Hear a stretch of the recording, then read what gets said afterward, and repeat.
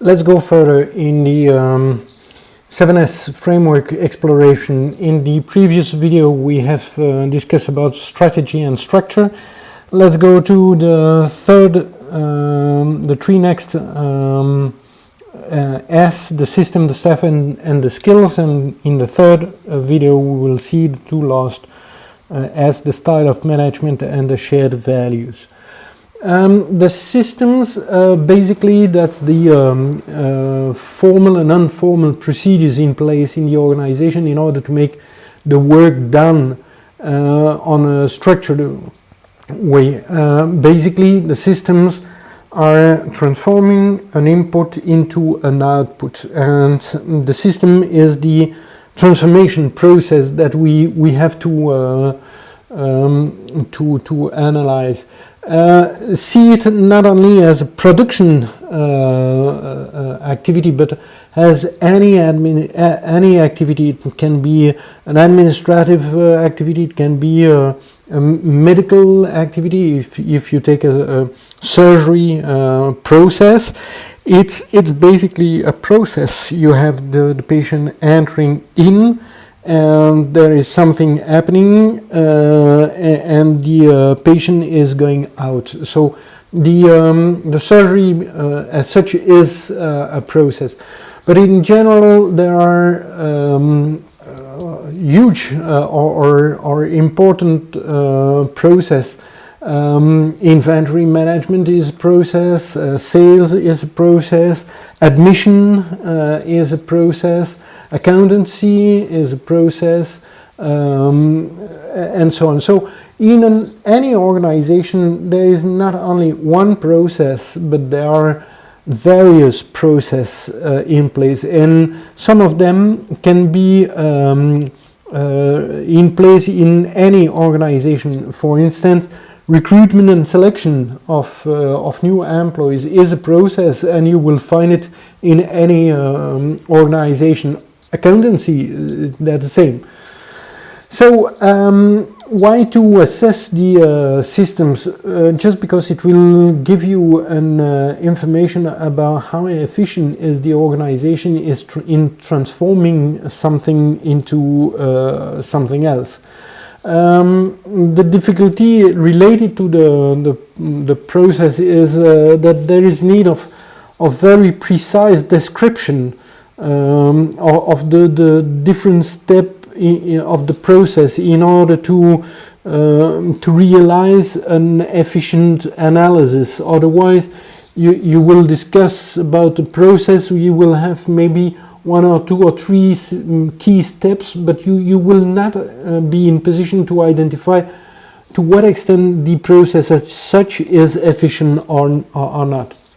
So how to describe the process? I will present you two examples. This first example is a very detailed example.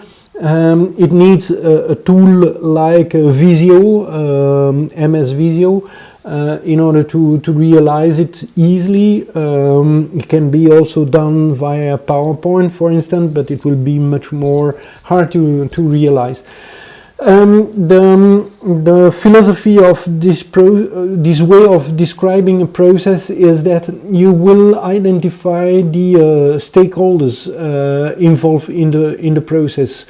What are the different bodies, actors who will take part to the process, and then you describe the process per steps. There is the beginning of the process, coming from this body, and it arrives at in this body, and there is an activity realized by this body based on the input of this body.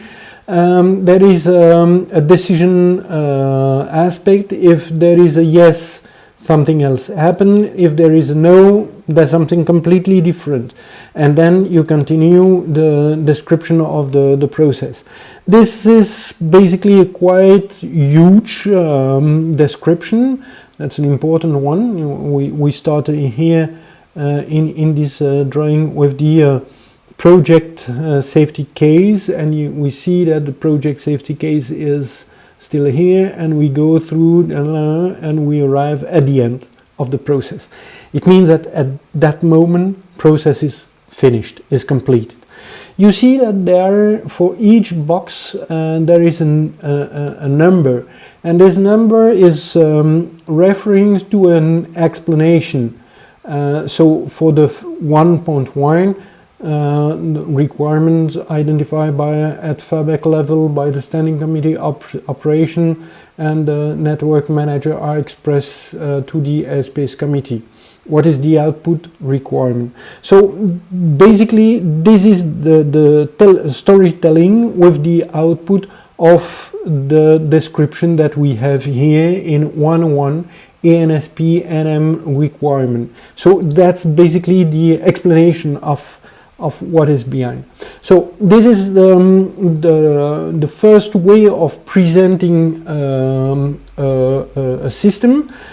It is a very complete and well-detailed description. The interest of working like this is that you see that there are a lot of interaction, and you see clearly the interaction between the different bodies.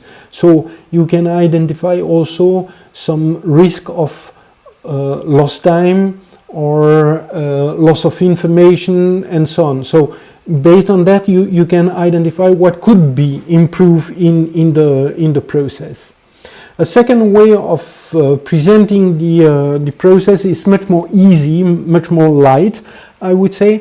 You see that each activity is put just after the previous one. You start with this, which is the trigger to start the process, and then there is something happening, then you do that. If there is that, something else is happening, otherwise something else is happening, and so on, and you arrive at the end of the process.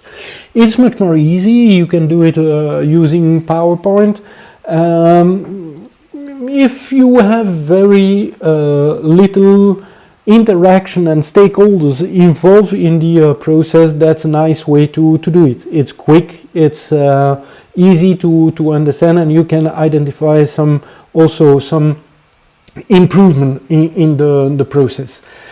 Light compared to the other, easier to realize, no specific tools required except basically a sheet of paper if you don't have PowerPoint or a software like this. Let's go through how we can identify improvement of the process. I took the example of a production or pre-production process, and it is realized in a glass manufacturing. So the process seems to be very light. There are not so many activities, but pay attention, it is not because it's a very complex or the complex process that it will be difficult or inefficient, and it is not because it's a light process with very limited number of action that it will be a very efficient process. Let's look at this process. Reception of the order by fax, and then the orders are split between the employees, and it is done by the manager. Then it is split per product, then it's digitalization. The data are input in the IT system called ALFAC. Then the document is put in file. In parallel, the file coming from ALFAC is sent to the production optimization, and then there is the production preparation, and then it comes to production. The order is put in file, then there is a check of the order, and then the final store per client. If you look at that, the question is it an efficient process? Well, there are some elements which seems to be strange. So the split of the order between employees is done by manager. Okay, why to do it by the manager? Second, maybe more important element, there is a check of the order at the end of the introduction and of the data into the IT system and the preparation of the production. It means that if there is mistake identified here, there is a lot of activities realized which will need to be re-performed. So it means that we are at risk to have some lost time. So let's go with additional information. The first information that we have is that the split of the order between the employee is done the day after its reception, and it's done the morning.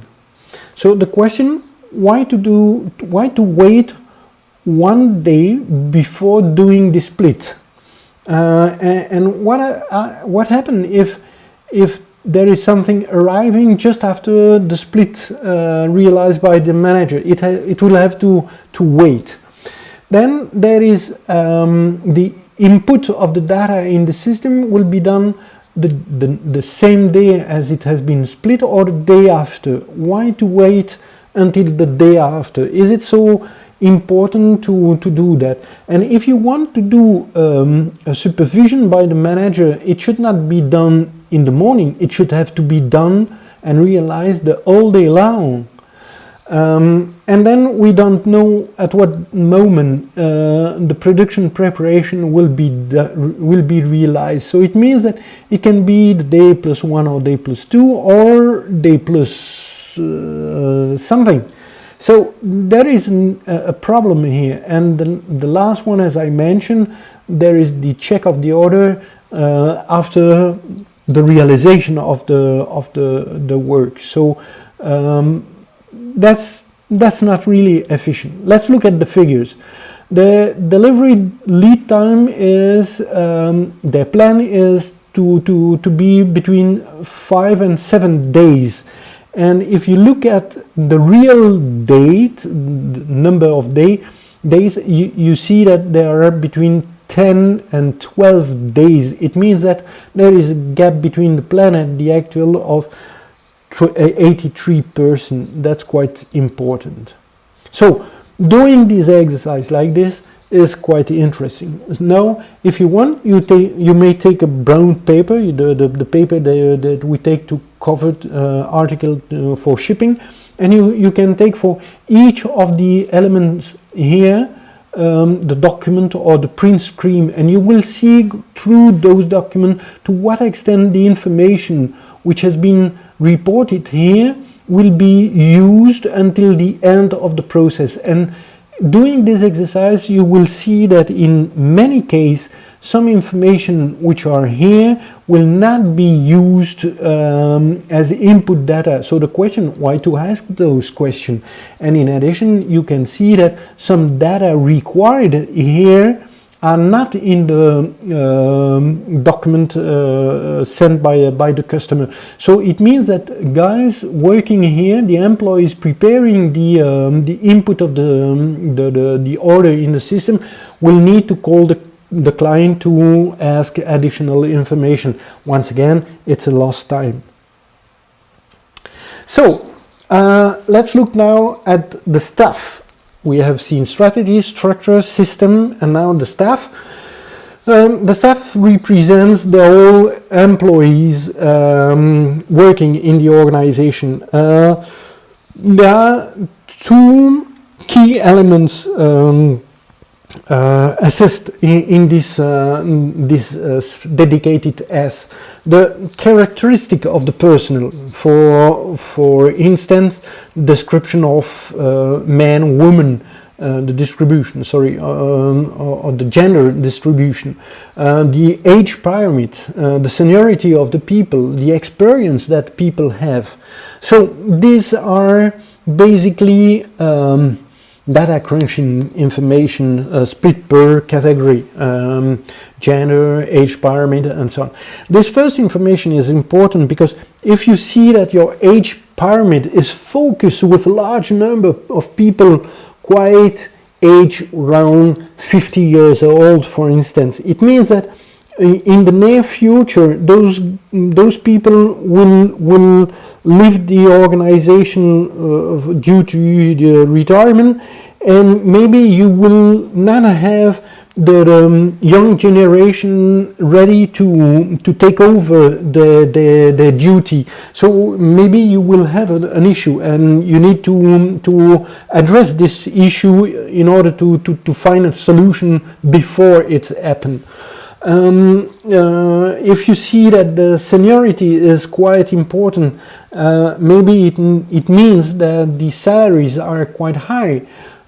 Is it necessary to have it? How to make sure that if you combine seniority and the age pyramid, how to make sure that the experience will be kept in such a way that you can ensure the continuity of the work. This is the first element that you can identify, and you will see that based on that, maybe you will need to take some corrective measures in order to align properly the staff to the requirement of the organization. The second element under assessment with the staff is the key human resource functions. How is the recruitment and selection realized? How is a new employee introduced into the organization? Is there a sort of training or information process in place? Is there any appraisal system in place? How is it managed? Is there any evaluation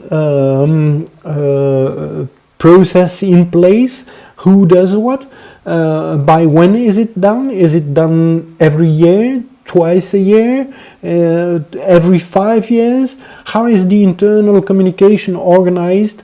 What is the, if you have access to the information, salary policy defined, and so on? So this part of the analysis will allow you to what extent the organization has put some structure in place in order to make sure that staff is properly managed and to avoid any gap between the requirement in terms of personnel and the business. For instance, in the key resource management function, one element that you can assess is the percentage of interim working in your organization. If you have 5% of the employees who are interim people, you can say, okay, that's fine. If you have 50% of your interims, of your personnel who are interims, it can be a problem, except if you are in seasonal activities that require for a specific moment an additional resource to realize the work. But if in that case, should be interesting to see what is the strategy behind this to introduce and to make sure that the interims will be well in place and able to do rapidly the work. So, as I mentioned, this analysis will give you a way in which a personnel is managed. So, is the HR policy efficient or not? And on the other side, it gives you also an information about the ability of the organization to manage the change process. We have to pay attention because it is not because they are management tool related to HR that your organization is efficient, is ready for managing the change. basically it will mainly depend on the ability of the managers in place to take the change process into consideration. The skills is in the continuation of the staff. In the skills we will see two aspects.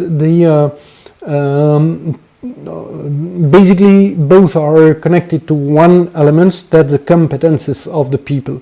But you may have individual competences, language, your diploma, your education. This is personal elements. And what is developed internally to the organization. For instance, in the airspace management, an airspace controller is trained, is educated in the organization in which he will work. Why? Because the airspace managed by an organization in Belgium is not the same as the one in France or in the United States or in China, because the airspace is different. The way it is organized is different. Maybe there are some national or regional regulation that needs to be in place. So these are what we can call collective competences. If, for instance, your organization as a hospital has developed specific cure methodology, which is developed internally to the hospital, the skills, the competencies of the people working for this disease will be part of the collective competencies. The point we have to pay attention is to what extent, if a person is leaving the organization, if this person can use this experience, this competence elsewhere. For a medical doctor or a nurse working in a very specific disease and methodology defined by an hospital, maybe it will be useful for another hospital. Can be positive, can be negative. For an airspace controller, that's clear. If you have a specific competence based on the organization in which you are working, if you move to another one, your competences is lost. It's something that needs to be also taken into consideration for both organization and also the person as such. So if you don't manage properly the competences, you may be in a very bad situation.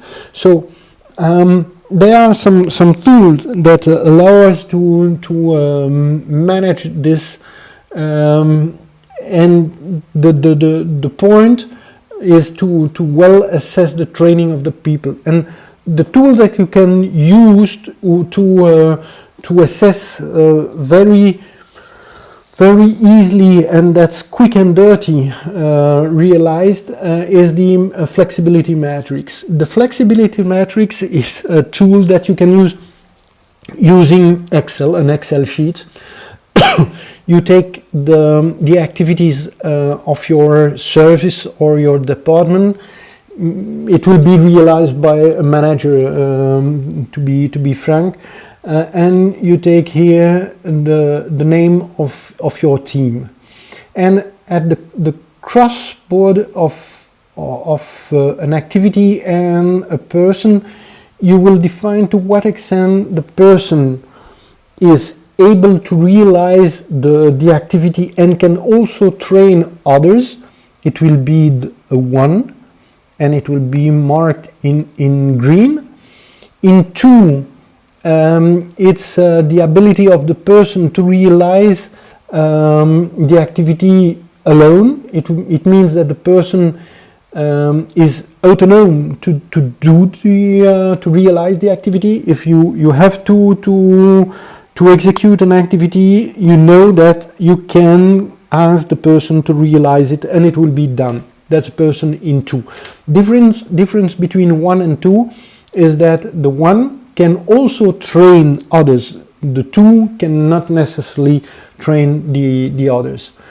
The 3 means that the person has knowledge of the activity, but is not yet completely able to realize it alone. So the person still needs supervision from a colleague, either in 2 or in 1.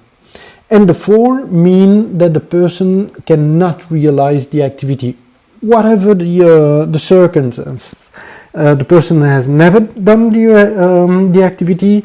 The person has not the required skills or diploma or license to realize the activity. Maybe you have never seen this person realizing the activity, or the person has not the brain to do it. Okay, that's not a problem. We just need to know it. When you have done this exercise for your whole team, you can realize an assessment in 2 ways. First, in terms of activities. And you may say that, okay, for this activity, do I have enough people able to realize the job? And when you look at that, you see that you have a lot of people in 4, so unable to do it. You have 1 person having some knowledge, and that's it. Okay, stupid question. Who can do the work? And what I present you is a real case. And when I raised the question to the manager, he told me, oh, yes, that's this activity. I do it. Yes, but are you all the time at your desk? Are you all the time in the company? No, I need to travel, I have meetings and so on. So what happens if a file arrives for this activity? What will you do? File with wait. Okay, is it acceptable? Not necessarily. Second analysis that you can realize is doing the same exercise per person. You take 1 person and you see that this person can do this activity, has knowledge on this activity, can do another activity, and that's it. If you look more precisely on the activity as such, you can see, you will not see, but it is what happened. We saw that the added value of the activity was very low. It means that if the activity would disappear, well, and it was at risk to see those activities disappearing, what would you do with the person? Should be problematic. So if you look, for instance, for these activities, you see that there is 1, 2, 3, 4, 5, 6, 7 person able to realize it, and 1 person in training. Here, that's the same. We have 3 person having some knowledge. So if I want to increase the flexibility of my team, I will focus first on the person in 3, and I will increase the skills, asking a person in 1 to train them, and in order to rapidly to put a 2 instead of a 3. You will see that here we have a 1 and 3. It means that for this person and this activity, the person has some knowledge for specific elements and still needs to have training for other cases related to this activity. So you once again you see that for this activity everybody can do it. So for this poor person, it means that if the person is not there, it will not make the difference. So it means basically this person is only able to do 1 activity. So having this picture, that's a picture because it has to evolve. You are in position to identify what training plan you have to develop internally in your department. this tool allows you to organize the training internally in your team. You ask the person in one to train others, and the question is, do I have for each activity a person or two person, it has to be defined, able to train others? I see that for all it's the case except for this one. And this one has not been assessed because at the time we did the exercise it was a new activity which was not yet implemented in the department. So with that tool you don't need any support from the HR department in terms of training, organization, and so on. This is something that you decide, and the objective is not to have everybody in green 1 or in 2. It should not be really efficient to work like this, but you can first identify your critical activities here, and you may define per activity which one, how many people you need in 1, in 2, and maybe in 3 or whatever. Right? And that's it for today. Oh yes, I put in the slides the explanation of the 4 color codes used in the table. And that's it. Thanks.